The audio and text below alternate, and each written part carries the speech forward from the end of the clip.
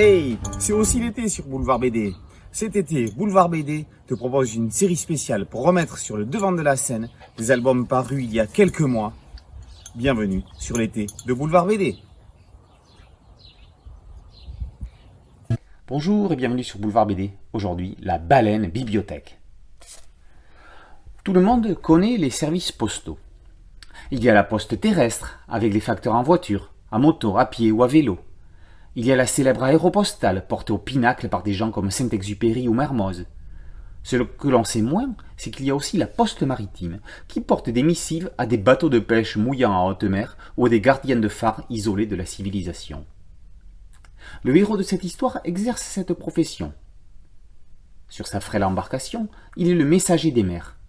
Mais un jour, sa barque est malencontreusement renversée par une baleine pas comme les autres. C'est une baleine bibliothèque. Elle abrite en elle des tonnes de livres que l'on peut emprunter. Entre l'album illustré et la bande dessinée, Zidrou et Judith Van Nichtendale écrivent une poésie maritime. Un métier improbable, un animal exceptionnel, un décor inattendu, voilà les ingrédients de ce conte merveilleux. Zidrou est le scénariste qui surprend. Il va toujours là où on ne l'attend pas. De l'humour classique aux reprises à la fois vintage et modernisées, il est un véritable touche-à-tout. On le retrouve ici aux commandes d'un livre polymorphe qui s'adresse à un très large public. De l'enfant à l'adulte, chacun y trouvera son compte avec un P et son conte, C-O-N-T-E. Il revisite ici une histoire qu'il avait écrite pour David Merveille pour un album jeunesse paru en 1997, La baleine et le corsaire. Le dit corsaire est remplacé ici par un facteur. Judith Van Nichtendale aquarellise l'histoire.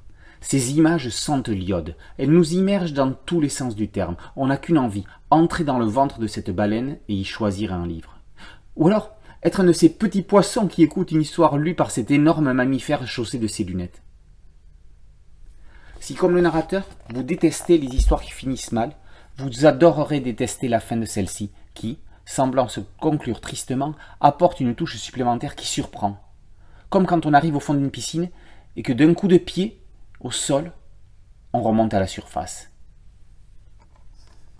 La baleine bibliothèque, par Zidrou et Van Nichtendale, est paru aux éditions du Lombard. Boulevard BD, c'est un podcast audio et une chaîne YouTube. N'oubliez pas de liker, de partager et de vous abonner. A très bientôt sur Boulevard BD. Ciao.